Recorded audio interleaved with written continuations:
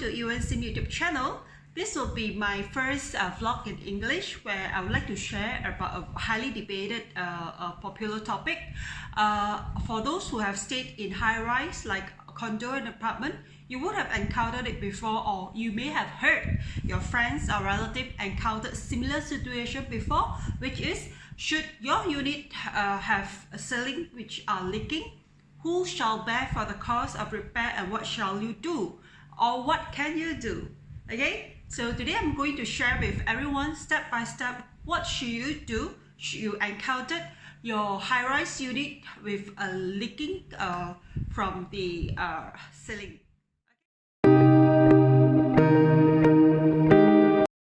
Okay, today if you are staying in high-rise like condo or apartment, if you encountered with a ceiling leakage from your unit and you know that it should be leaking from the above unit, what shall you do? The first step, please go and inform the management office.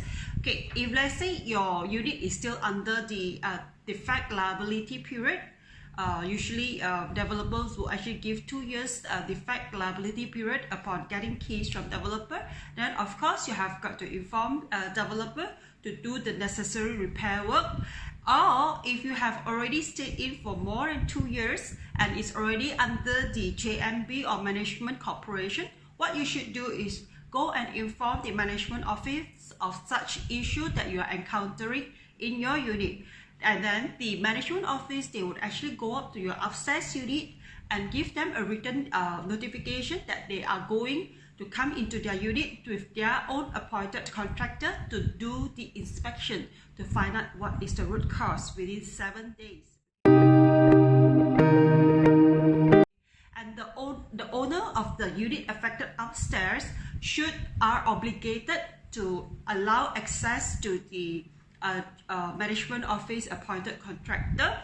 Failing to do so, the affected owner can actually face a punishment of fine up to 50,000 or imprisonment not less than 3 years upon conviction or both together.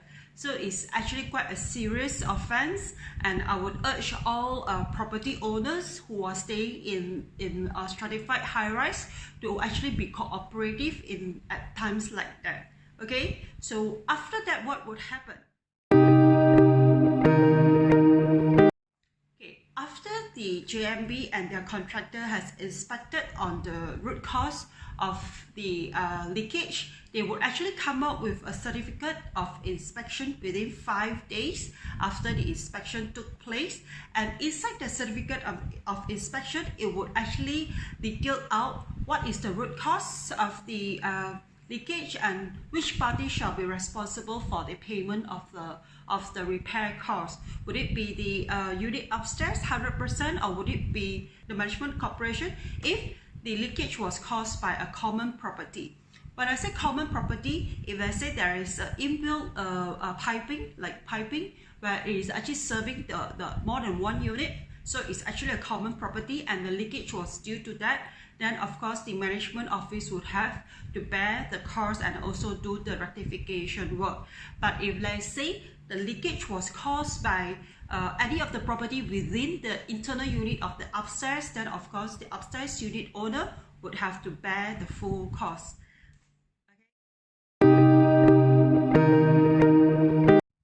So if you were to ask, how soon should this party or this owner upstairs do the rectification work?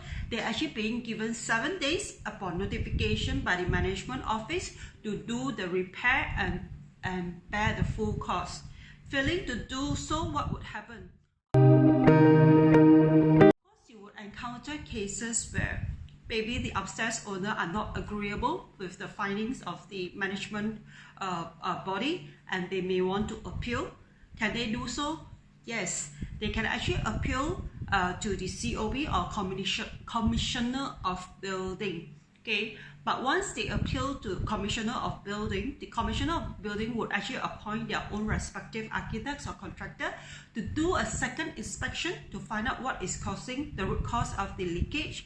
And Once the finding is out, it shall be final and all party needs to abide by it. There is no further appealing. But of course, usually I would advise my clients, if let's say it is a straightforward leakage, you can see that it's definitely caused by your unit.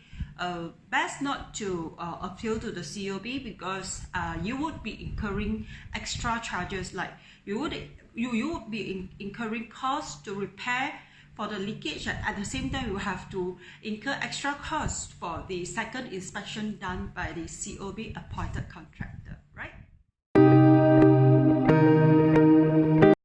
What happens if, let's say, the upstairs unit owner cannot be contactable, missing in action, it has been rented out and then the tenant is not contactable? So what can the affected owner do, or what can the JMB do?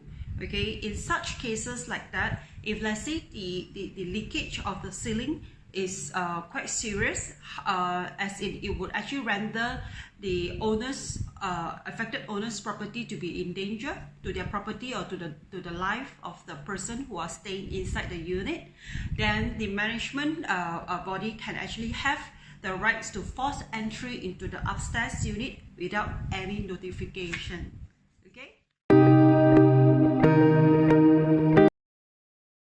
In fact, under the Strata Management Act 2013, is actually a statutory presumption that if there is an interfloor leakage, the upstairs unit would be responsible for it unless it can be proved otherwise. Okay.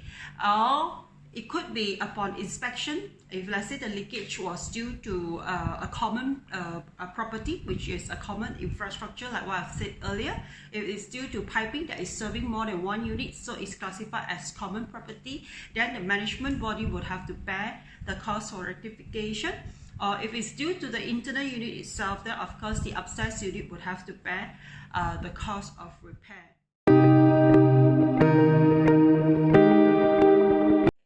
Clients who also ask me that due to the leakage from the ceiling, it not only caused damage to the ceiling, but at the same time the seepage of the water also caused their kitchen to be moldy and cause further damage to their other parts of their property. So shall the owner upstairs also be responsible to rectify and reinstate the unit back to its original?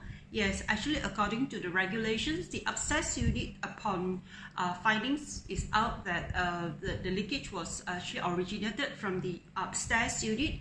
Not only the upstairs unit owners need to bear the cost of repair and rectification of the leakage, but at the same time, this owner will also have to reinstate the condition of this affected owner's unit back to its original condition. Okay. What about for cases where it is a new under construction project, and then upon completion you just gotten your key, so it's still a brand new condo, and if you find that there is leakage in your unit, what can you do? Usually developers would actually give 24 months defect liability period to every stratified owners. So what you can do during this period of time is to find out if there's any defects, like such as ceiling leakages. You can always feedback and inform the developers, and they would have a turnaround reasonable timeline for them to rectify it. But usually from my experience, because if it's a new project completion, it would comprise of maybe hundreds of units, so the timeline for them to turn around and rectify your defects might actually run to within the timeline of 1 month to 2 months, or sometimes even more. Okay, so it can get quite frustrating with the waiting, and then sometime after the first defect has been submitted and after the contractor has rectified it, when you go and inspect, it's still not in good condition, and you have to file a second one, and the list goes on. Okay, so what if after you have the defect liability period has already expired, and you realize that the original leakage that you have identified earlier was still there? Okay, it still come back. So what can you do? At this point of time, definitely your building is already under JMB or MC.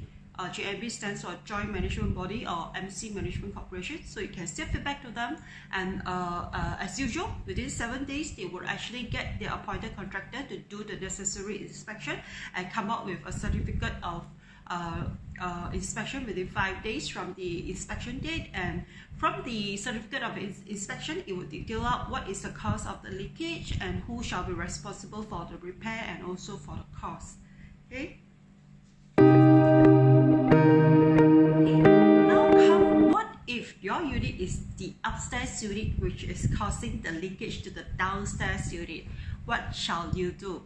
So as usual, if your unit is the upstairs unit, then you definitely receive a knock on your door by the management office staff along with the appointed contractor to inform you that they need to do an inspection because there is a leakage to your downstairs unit. So you are expected to be cooperative and allow access, and then upon inspection, once the certificate of inspection is out, then if you are the party that needs to bear the full repair cost, then within 7 days you have to make sure you appoint your own contractor to get it rectified and also bear for the full cost.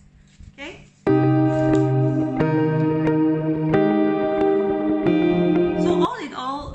In fact, high-rise living has been gaining popularity in Malaysia of late, especially in Penang itself as well. So many of you might be wondering, is there a government body that is overlooking for dispute cases involving high-rise residents, like over disputes, over claims? Yes, in fact, there is a government body. The name is Strata Management Tribunal, or stand for SMT. This tribunal is just as good as a court, okay, but it can hear dispute or claims, okay, involving high-rise stratified living of claims not exceeding 250,000, and then after they have heard your case, within 60 days they will come up with their verdicts. So once the judgment of the SMT is out, every party needs to actually abide by it. Failing to do that is considered as a criminal offence, and you are punishable of a fine not exceeding 100 RM 250,000, or a jail sentence of a term not exceeding 3 years upon conviction, or maybe both concurrently. So it is a serious offence. So we are coming to an end now about the sharing. So I'm sure by now you all would be well versed about what you should do should yourself in such predicament where there is a severe leakage from the unit that you're staying inside, and what you shall do. Okay, in fact, I could relate from my own experience because my mother, she is currently staying in a condo as well. She has actually experienced both situations where the first one was our downstairs unit complained that there was leakage from our unit above.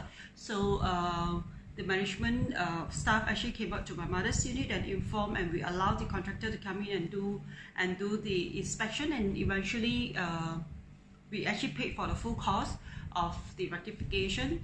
Then there was another scenario where there was a leaking in our bathroom, and then we also informed the management, and the management ran up to the upstairs unit and informed the upstairs owner. So inspection was carried out, but what happened is that the upstairs unit the owner was not agreeable that he needs to bear for the 100% full cost of the rectification. So in the end, he and my mother come to a mutual agreement that my mom would actually bear half, 50% of the cost, and he would bear 50%. But all this happened because most of us Malaysians, we are not aware of our rights. If let's say you would ask me today, I would have asked my mother to stand on her foot and stand up for her rights and insist that the upstairs owner would have to bear the 100% cost if it's stated on the certificate of inspection that the leakage actually originates from his internal unit, right? Okay, so guys, this is my sharing today on this topic. So if you have any other topics that you wish that I would be able to help to share on it, feel free to comment below. And you think that my sharing is beneficial and educational, would appreciate if you can give me a like, share, and also subscribe to my channel. And remember to press the notification bell so that on my next upload of my new video, you will definitely be notified. And so meantime, stay safe and ciao.